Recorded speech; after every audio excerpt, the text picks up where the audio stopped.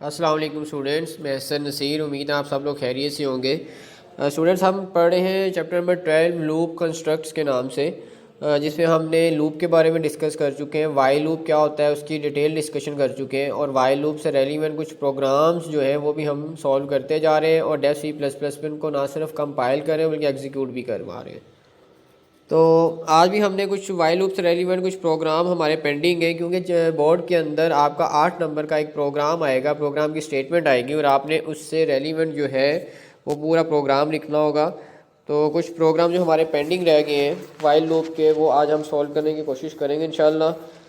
तो आज हमने जो सबसे पहले प्रोग्राम करना है उसकी स्टेटमेंट यहाँ पे मैं लिख रहा हूँ। Write a program that displays 5 numbers and their sum। आपने 5 नंबर लेने हैं और उन 5 नंबर का जो सम है वो आपने ऐड करना है। आई थिंक तो ये प्रोग्राम लास्ट टाइम हो चुका है, सॉरी, हमने ये प्रोग्राम तो लास्ट टाइम कर लिया था। नेक्स्ट करना है write a program that displays 5 numbers and their squares। 5 number आप लेंगे और उन नंबर्स का स्क्वायर भी प्रिंट होना चाहिए, और ये प्रोग्राम करना है आपने वाइल लूप की हेल्प से। ठीक है जी, ये प्रोग्राम की स्टेटमेंट है। Write a program that displays 5 numbers, 5 number print होने चाहिए, और जो 5 नंबर प्रिंट हो उन्हीं के सामने उनके स्क्वायर भी प्रिंट होना चाहिए। फॉर एग्जांपल, अगर मैं नंबर 2 लूँ तो 2 के सामने का स्क्वायर 4 प्रिंट हो, 3 लूँ तो सामने इसका 9 प्रिंट हो, 4 लूँ तो 4 के सामने 16 प्रिंट होना चाहिए। ये है आज की हमारी प्रोग्राम की रिक्वायरमेंट। इसमें सबसे पहले हमने हेडर फाइल ऐड करना होती है stdio.h। उसके बाद यहाँ पे मेन बॉडी स्टार्ट करेंगे आप, इंट मेन बॉडी की के बाद आपने प्रोग्राम की बॉडी। अब उम्मीद है मुझे यहाँ पे वो कमेंट्स में सारा पास करने की ज़रूरत नहीं है, क्योंकि ये चीज़ काफ़ी दफ़ा हम कर चुके हैं, क्लियर कर ली है। तो यहाँ पे एक वेरिएबल डिक्लेयर करवा रहा हूँ, इंटीजर टाइप, आप कोई सा भी ले सकते हैं। मैंने n ले लिया, इनिशियलाइजेशन वैल्यू दे रहा हूँ 1, और उसके बाद वाइल लूप की कंडीशन लगेगी। वाइल लूप की कंडीशन के अंदर मैं लिख रहा हूँ कि n जो है यानी 1 से लूप चले, और वो चलना चाहिए मेरा 5 तक। ठीक है जी। उसके बाद लूप की बॉडी आ गई। लूप की बॉडी में मैं करना चाहता हूँ प्रिंट एफ में मैं लिखूँगा मॉडुलस डी, उसके बाद फिर स्पेस डाल के मॉडुलस डी कॉमा, और यहाँ पे अगर आप ऐड कर दें \n तो और ज़्यादा फ़ायदा होगा। इसका मैं बताता हूँ क्या वजह है। उसके बाद n और मल्टीप्लाई n, स्टेरिक रिप्रेजेंट कर रहा है मल्टीप्लाई को और n को। ठीक है जी, ये यहाँ पे लिखने के बाद उसके बाद n++, ये हो गया जी मेरा प्रोग्राम की स्टेटमेंट। अब ये ज़रा समझ लें मैंने क्या किया है। एक n टाइप, एक डाटा टाइप इंटीजर जो है उसका मैंने एक वेरिएबल डिक्लेयर किया है जिसका नाम n रखा। इनिशियलाइजेशन मैंने की, यानी n को स्टार्ट करना है 1 से। उसके बाद लूप की कंडीशन लगा दी। एक जो है वो चलेगा 1 से लेके 5 तक लूप चलेगा, यानी एक छोटा है आपका 5 से।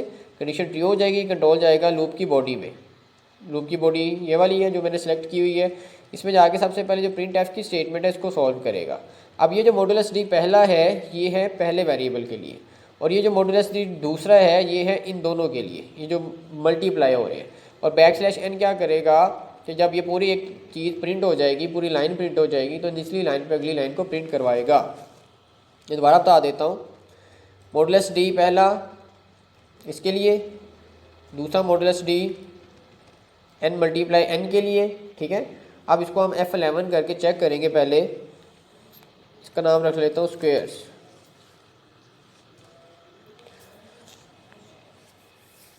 इसको मैं 5 नंबर यहाँ पे साइन करता हूँ। ये आप देखिए यहाँ पे आपका लूप 1 से 5 तक चल रहा है, और 1 के सामने 1, 2 के सामने 4, 3 के सामने 9, 4 के सामने 16, और 5 के सामने क्या प्रिंट हो रहा है 25 प्रिंट हो रहा है। ठीक है जी, यानी कि 5 नंबर लिए और 5 के सामने उनका स्क्वायर प्रिंट हो रहा है। अभी कैसे हुआ ये दोबारा रिपीट कर देता हूँ। एक छोटा है आपका किससे 5 से, लूप 1 से चला 5 तक जाएगा, एक छोटा है 5 से, ये कंडीशन ट्रू होगी।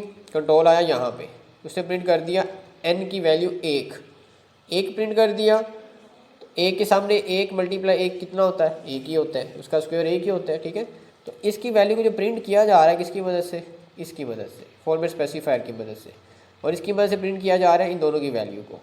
अब नेक्स्ट टाइम में क्या हुआ, n++ हुआ, इनकी वैल्यू होगी 2 छोटा है 5 से, कंडीशन ट्रू। यहाँ पे प्रिंट होगा 2 × 2 कितना होता है 4, यहाँ पे 4 प्रिंट हो जाएगा। फिर n++ होगा 3 छोटा है 5 से, 3 प्रिंट हुआ, और 3 × 3 कितना हो जाएगा 9। n++ हुआ 4 छोटा है 5 से, कंडीशन ट्रू, 4 प्रिंट हुआ, और 4 × 4 कितना हो गया 16 प्रिंट हो जाएगा। n++ हुआ 5, n की वैल्यू कितनी होगी 5 किसके बराबर है 5 के, कंडीशन फिर से ट्रू, 5 प्रिंट होगा, 5 × 5 25 प्रिंट हो जाएगा। n++ हुआ 6 ना तो 5 से छोटा है ना 6 5 के बराबर है, कंडीशन फॉल्स, आपका जो लूप की बॉडी है वो क्या हो जाएगी, टर्मिनेट हो जाएगी, और प्रोग्राम आपका एंड हो जाएगा। ठीक है जी, ये प्रोग्राम था आपका। आपने वाइल लूप के साथ अगर 5 नंबर लेने हैं और उनको आपने प्रिंट करवाना है उनके स्क्वेयर्स को, तो इस तरीके से किया जा सकता है। अब हम चलते हैं उसके नेक्स्ट प्रोग्राम पे, वाइल लूप के साथ ही करना है हमने, और ये हो सकता है 8 नंबर का लग जाए, थोड़ा सा कॉम्प्लिकेटेड है, क्योंकि बोर्ड में सम टाइम ज़्यादातर कॉम्प्लिकेटेड प्रोग्राम्स आते हैं, ज़्यादा नहीं होता, एवरेज होता है। तो इस प्रोग्राम को हम अब सॉल्व करने की कोशिश करते हैं। Write a program that inputs starting and ending number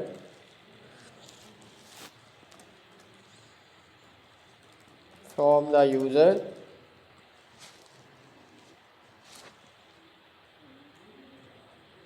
and then displays all even numbers in the given range। ठीक है जी, इसमें क्या कह रहा है, यूज़र प्रोग्राम आपने एक बनाना है जिसमें इनपुट लेना है एक स्टार्टिंग नंबर और एक एंडिंग नंबर आपने लेना है, यूज़र से लेना है आपने। ठीक है, यूज़र यानी कि ये नंबर देगा, और डिस्प्ले करवाना है इवन नंबर्स को उस रेंज के अंदर। फॉर एग्जांपल मैं स्टार्टिंग नंबर लेता हूँ 1, एंडिंग नंबर लेता हूँ 10, तो 1 और 10 के दरमियान में हम इवन नंबर देख लो कौन कौन से हो सकते हैं, 2 हो सकता है, 4 हो सकता है, 6 हो सकता है, 8 हो सकता है, और 10 हो सकता है। ठीक है, तो इस तरीके से आपने एक प्रोग्राम बनाना है। तो ये दरमियान वाला जो जितना डेटा यहाँ से मैं इसको डेल कर रहा हूँ, इसके अंदर ही हमने अब लिखना है नेक्स्ट। तो मैंने क्या करना है, एक स्टार्टिंग नंबर लेना है, एक एंडिंग नंबर लेना है, और एक इनिशियलाइजेशन के लिए वेरिएबल चाहिए। तो मैं इंटीजर डेटा टाइप दिया, एक एन वेरिएबल ले लिया, S variable for starting, E variable for ending, और एन जो है मेरा इनिशियल वैल्यू होगी। इसके बाद मैंने क्या किया, print F,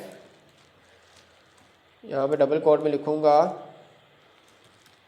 enter starting number, और यहाँ पे मैं कर देता हूँ scan F modulus D comma डेस्परेटर एस। ये स्कैन एफ का सिंटैक्स भी हमने काफ़ी दफ़ा कर लिया इससे पहले। Print F as it is print होगा ये लाइन एंटर स्टार्टिंग नंबर, और स्कैन एफ क्या करेगा कि आपसे स्टार्टिंग नंबर लेगा, जिसके लिए आपको फॉर्मेट स्पेसिफायर दे दिया और डेस्परेटर दे दिया। ठीक है, अब इस लाइनों को मैं यहाँ से कॉपी किया और यहाँ पे आके पेस्ट कर दिया।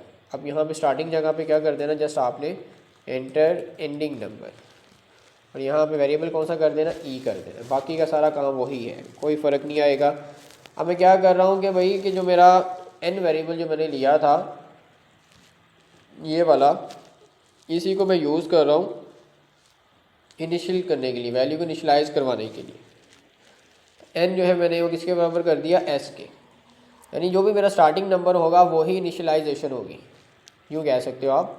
यानी इधर से मैं जो भी स्टार्टिंग नंबर दूंगा वही मेरा क्या होगा, इनिशियलाइजेशन बन जाएगा। तो मैंने यहाँ पे कर दिया वाइल लूप, वाइल लूप में n लेस देन इक्वल ई। अब n में क्या छुपा हुआ है, बेसिकली s, पर s क्या है, स्टार्टिंग नंबर है। इसका मतलब है कि n में स्टार्टिंग नंबर ही है और e में क्या है, एंडिंग नंबर है। यानी ये लूप कहाँ से कहाँ तक चलेगा, स्टार्टिंग से लेके एंडिंग तक। उम्मीद है ये कॉन्सेप्ट क्लियर हो गया होगा स्टूडेंट्स आपको। s में स्टार्टिंग नंबर है जो किसको दे दिया, n को, और n आपने कंडीशन में यूज़ कर लिया। n में स्टार्टिंग नंबर है, e में एंडिंग नंबर है, तो लूप कहाँ से कहाँ तक चला, स्टार्टिंग से एंडिंग तक। अब आपने लूप की जो कंडीशन है सॉरी लूप की जो बॉडी है उसमें काम करना है आगे। अब वो इतना काम तुम्हारा हो गया कि स्टार्टिंग नंबर और एंडिंग नंबर तो हम इतने प्रोग्राम से दे देंगे, लेकिन अब हमने जो स्टार्टिंग और एंडिंग नंबर दिया है उसके अंदर जो इवन नंबर हैं वो हमने फाइंड करने हैं। तो वो फाइंड करने के लिए हमने यहाँ पे इफ़ कंडीशन लगानी पड़ेगी। इफ़ अगर तो n जो है वो पूरा पूरा मॉडुलस कर दें उसको 2 पे, और उसके बाद जो आंसर आए वो हो जाए बराबर 0 के, तो कंडीशन ट्रू हो जाएगी। कंडीशन ट्रू होगी तो क्या प्रिंट होना चाहिए, प्रिंट एफ। और प्रिंट एफ में मैं प्रिंट करना चाहता हूँ मॉडुलस डी के साथ मैं ऐड करूँ \n। यहाँ मैं प्रिंट करना चाहता हूँ n की वैल्यू। ठीक है जी। अगर ये ना हो तो फिर क्या होना चाहिए, n++ होना चाहिए। ठीक हो गया जी। अब ये ज़रा समझ लें कि आप जब n की वैल्यू देंगे यहाँ पे, फॉर एग्जांपल n को दे दिया मैंने 1, नहीं बल्कि यहाँ पे हम इसको देखते हैं, स्टार्टिंग नंबर दिया 1, एंडिंग नंबर दिया 10। फॉर एग्जांपल स्टार्टिंग नंबर पे 1 है, वो किसको मिल गया, 1 n को। यहाँ पे 1 आ गया, एंडिंग नंबर दिया था 10। 1 1 छोटा है 10 से, कंडीशन ट्रू हो जाएगी। कंट्रोल आएगा यहाँ पे नीचे। अब नीचे आया कंट्रोल, तो यहाँ पे देखें क्या रखेंगे, 1 मॉडुलस 2, 1 मॉडुलस 2। तो ये हम पढ़ के आए हैं कि जब ऊपर वाली वैल्यू नीचे वाली वैल्यू से छोटी होगी तो आंसर वही होगा जो वैल्यू छोटी है, यानी ऊपर वाली वैल्यू उसका आंसर बन जाएगा। जैसे यहाँ पे 1 है ना, 1 मॉडुलस 2 है, तो इसका आंसर भी क्या बनेगा, इस पूरे का 1 ही बनेगा। 1 क्या 0 के बराबर होता है, नहीं, कंडीशन हो जाएगी फॉल्स। ये स्टेटमेंट स्किप, क्या हो जाएगा, n++ हो जाएगा। n++ हो गया, वैल्यू हो जाएगी n की 2। 2 छोटा है 10 से, कंडीशन क्यों, 2 मॉडुलस 2 सही है बिल्कुल। जब 2 मॉडुलस 2 करेंगे तो 0 ही रिमाइंडर बच रहा है, तो 0 0 के बराबर हो गया। इफ़ वाली कंडीशन पूरी ट्रू होगी। कंट्रोल कहाँ चला गया, प्रिंट एफ के पास। उसने n की वैल्यू क्या प्रिंट कर दी है, 2।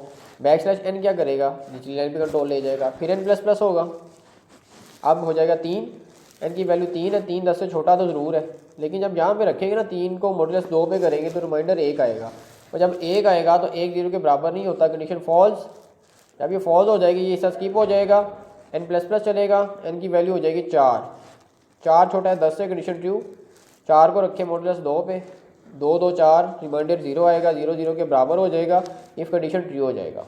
और प्रिंट एफ में 4 प्रिंट हो जाएगा, फिर n++ पे 5। इस तरह से ऑटोमेटिकली ये लूप आपका 10 तक तो परफेक्ट एग्जीक्यूट होगा, और यहाँ पे कंडीशन ट्रू होता रहेगा तब जब इवन नंबर आता रहेगा।